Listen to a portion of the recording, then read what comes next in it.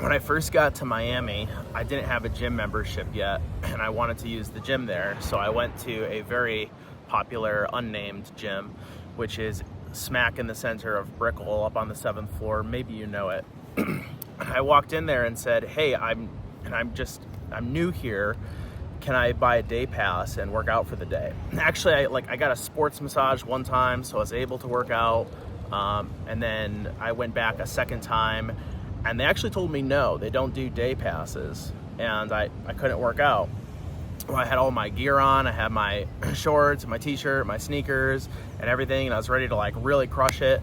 And I was like, "Are you serious? No day pass?" I was like, "Can't I just like get in for today? Can you make an exception? I mean, I'll pay. It's $50. I don't care. I want to work out." And they said no. And the person working there was very stubborn, very strict, and just like, "Oh, that's the policy. Can't. Sorry. Go somewhere else."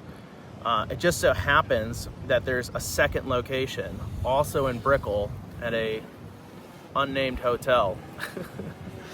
Everyone from Miami will know exactly what I'm talking about, but we won't mention it.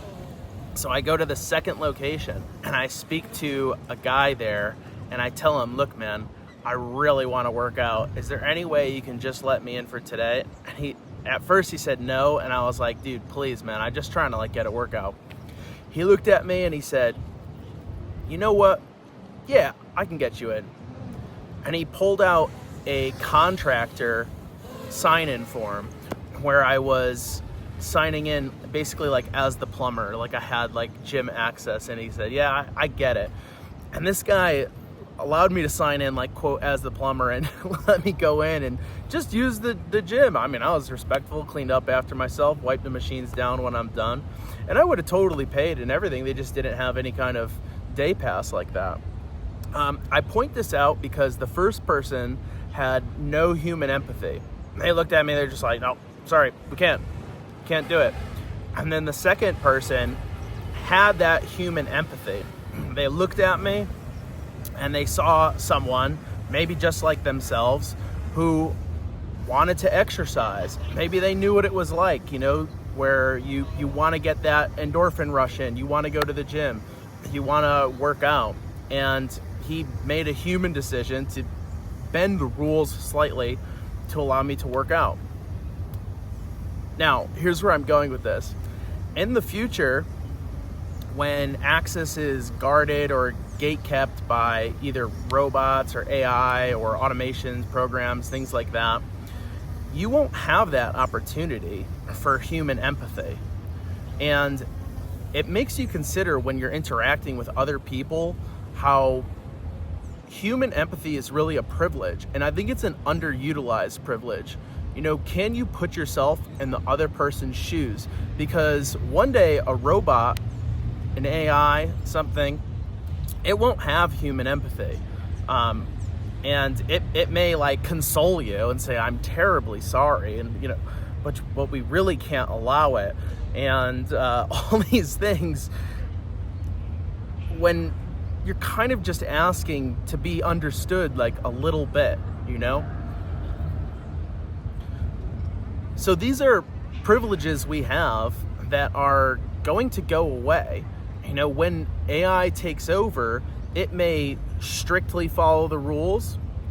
It may literally not have the capability to, you know, in this case, provide access to the gym. Like this guy used his brain. He said, "Oh yeah, I'll sign him in as a contractor," you know?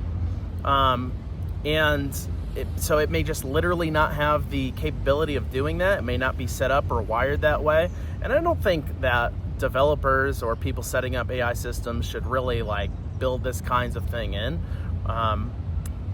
But yeah, I mean, I guess my whole point is use your human empathy while you can and appreciate it, because I think it's going away and things like that. They're going to be a relic of the past. And likewise, human interaction will be economically gatekept. For example, if you're a new customer, you're a low budget customer, you don't have that much money or you're just starting out in a business or something, you're going to talk to an AI, and it's going to be a privilege of someone who's rich or has more money, or would be a better client to actually speak to a human, at least initially, at least getting through the gatekeep process. Now, on the flip side of this, if you're a customer and you're dealing with a business, I see conversations with my clients and their customers where my client is trying very hard to be polite and to set up something on a schedule, say for a service for their business. They have a home service, and they say, great, they're trying to make business. Great, let's lock you down for an appointment at 4 p.m. I just need your address to set the appointment. And the customer replies, okay. Okay, I asked for your address. Are you wasting my time? Do you want it? Are you communicating? Have you had a change of heart? And I mean, on the flip side, as the consumer, as the client, you should have empathy for the person running the business. I mean, we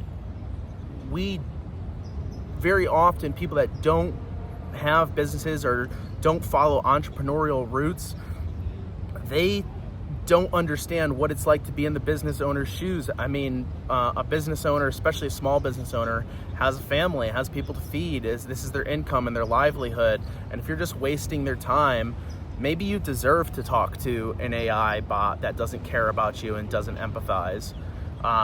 So I'm approaching this from both sides, as the customer, as the business owner.